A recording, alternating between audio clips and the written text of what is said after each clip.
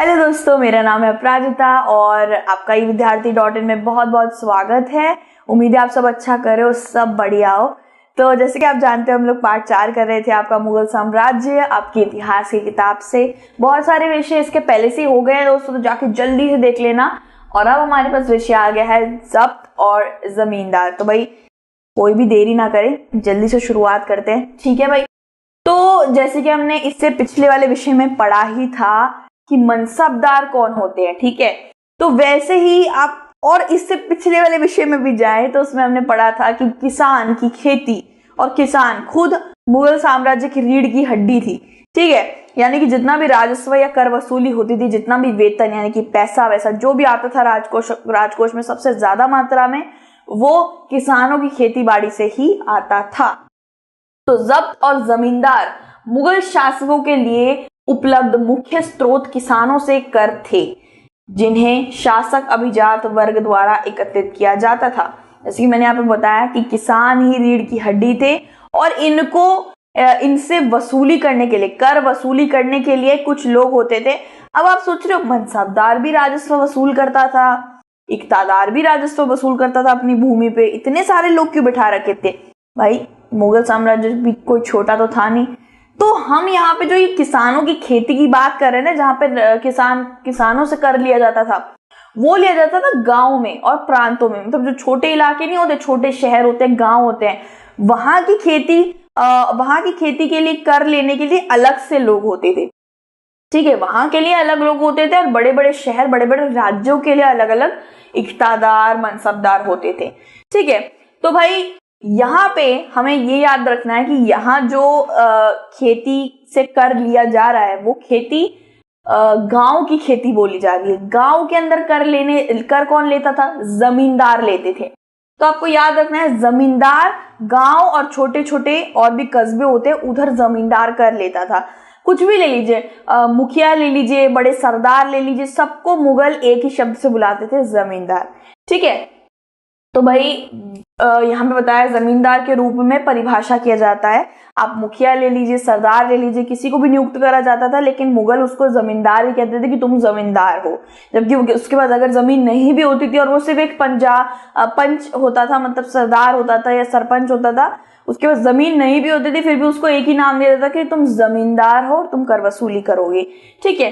अकबर के राजस्व मंत्री टोडरमल ने 10 साल पहले फसल के खेतों की कीमत, खेती वाले क्षेत्रों का सर्वेक्षण किया था।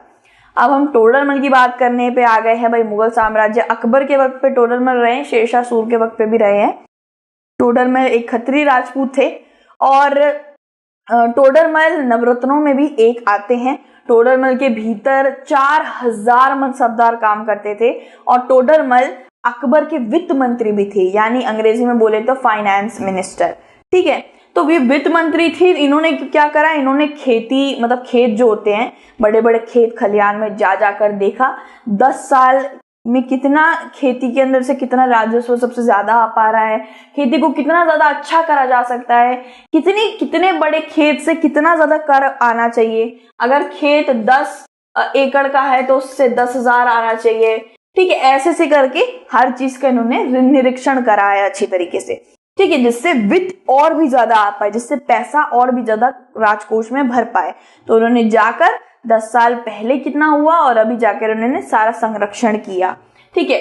प्रत्येक फसल पर नकद में कर निर्धारित कर दिया गया, प्रत्येक फसल पर। कभी कभार क्या होता है, छोटे छोटे फसलों को छोड़ दिया जाता है कि इससे क्या ही कर आएगा, इसे छोड़ देते हैं, इसे किसानों के खान पान के लिए छोड़ देते, लेकिन प्रत्येक फसल पर कर लगा दिया गया था। भले वो इतने खेत हो या फिर इतना बड़ा खेत हो, इसमें से 5 रुपए आएगा तो इसमें से 500 आएगा, कर जरूर लगेगा, ऐसे करके लगा दिया गया था। राजस्व प्रणाली को जब्त के रूप में जाना जाता था। यहाँ पे एक और शब्द आया जो आपको अच्छे से याद करना है, जब्त, ठीक है। जब्त यानी कि ये राजस्व प्रणाली, यानी कि ये जो अंग्रेजी में बोल दो टैक्स सिस्टम, ये जो हम टैक्स नहीं देते, जीएसटी लागू हो गया था, याद है आपको? हर चीज पर जीएसटी यानी कि टैक्स देना पड़ता था। तो इसी को आप ले लीजिए, जब्त कहते हैं, जब्त प्रणाली। प्रणाली यानी कि सिस्टम और ये जब्त प्रणाली यानी कि टैक्स सिस्टम को एक नया नाम दे दिया गया था, यानी कि जब्त प्रणाली। सही है बिल्कुल। ओके, तो भाई कुछ क्षेत्रों में जमींदार के पास मुगल प्रशासकों द्वारा बड़ी शक्ति और शोषण होता था जो उन्हें विद्रोह के लिए प्रेरित कर सकता था। अब देखिए कहीं कहीं बहुत, देखिए मुगलों के बीच में कभी कभार ऐसे भी जमींदार जो कर वसूली करते हैं, ऐसे भी जमींदार है, फिर ऐसे बड़े बड़े होते नहीं एकदम नेता जैसे लोग, या फिर बड़े बड़े जो निरीक्षण करने वाले आते हैं, वो कभी कभार ना बहुत बुरी तरीके से बर्ताव करते हैं किसानों के साथ, या फिर उनको बोलते हैं इनको और देने बोलो, कर और ज्यादा करो। वो बोलते खेत खलियान खराब हो गए हैं सरदार जी, सरदार और खेत खलियान, सरदार जी नहीं, सरदार के खेत खलियान खराब हो गए हैं, तो इसीलिए हम नहीं दे पाएंगे, हमारी फसलें नहीं उगी अच्छे तरीके से, कल रात बाढ़ आ गई थी। वो नहीं सुनते थे, वो कहते थे देना ही देना है बिल्कुल। तो मतलब कहीं कहीं क्षेत्रों में बहुत बुरी तरीके से बड़े पद वाले लोग इनके साथ बड़ा बुरा बर्ताव करते थे। तो कभी कभार क्या होता था, जमींदार और जो प्रांत या फिर गांव के लोग होते थे एक साथ ही रहते थे, कभी कभार एक ही जात के भी होते थे। तो ये दोनों मिलके, जमींदार और गांव वाले दोनों मिलके कभी कभार मुगलों के खिलाफ विद्रोह भी कर दिया करते थे कि तुम्हारे कुछ ज्यादा ही मांग रहे, कर इतना ज्यादा ये वगैरह वगैरह, हम नहीं दे पाएंगे। जमींदारों को भी एक तरीके से काम दे रखा था कि तुम्हें भाई राजस्व अगर 50 रुपए बोला तो लाना ही पड़ेगा 50 रुपए, उससे कम होगा तो तुम्हारे तनख्वाह से कट जाएगा। तो भाई जमींदारों के ऊपर भी शोषण हो रहा है और किसानों की भी कोई बात नहीं मानना चाह रहा, तो भाई दोनों भाई फंस गए हैं, दोनों एक साथ आ जाते थे और फिर विद्रोह होना शुरू हो जाता था। इससे मुगल साम्राज्य को बहुत बुरी तरीके से चुनौतियां भी मिलती थी। ठीक है, तो भाई 10 साल की खेती वाले खेत पर किया गया था सर्वे। ठीक है, ये सर्वे किया गया था 10 साल की, जितना भी खेती हो रही है, खेती कैसी हो रही है, खेती को और कितना अच्छा करा जा सकता है, खेती में ये निरीक्षण, खेती में ये डाला जा सकता है, कितने बड़े खेत में से कितना राजस्व लेना है, ये सब भाई हमारे टोडरमल ने करा था, जो थे मुगल दरबार में वित्त मंत्री। 17वीं शताब्दी के अंत में मुगल साम्राज्य की स्थिति का चुनौती आ गए हम इसमें। ठीक है, स्थिरता को चुनौती दी गई थी भाई इनके, क्योंकि कई जमींदार और किसान मुगल सत्ता के खिलाफ एकजुट हो गए थे। कभी कभार देखिए होता है गांव में, बहुत से आप लोग रहते होंगे, आपका गांव बहुत जगह होता होगा। ठीक है, तो गांव में जब आप जाते हो ना छुट्टियों में, आप देखते हो कि जो बड़े बड़े लोग हैं, सरदार है, मुखिया है, पंचायती हैं, भाई गांव वाले को उनसे बहुत अच्छा रिश्ता होता है। कभी कभी तो शादी वादी भी हो जाती है उनके बेटा बेटी से गांव वाले की, है ना।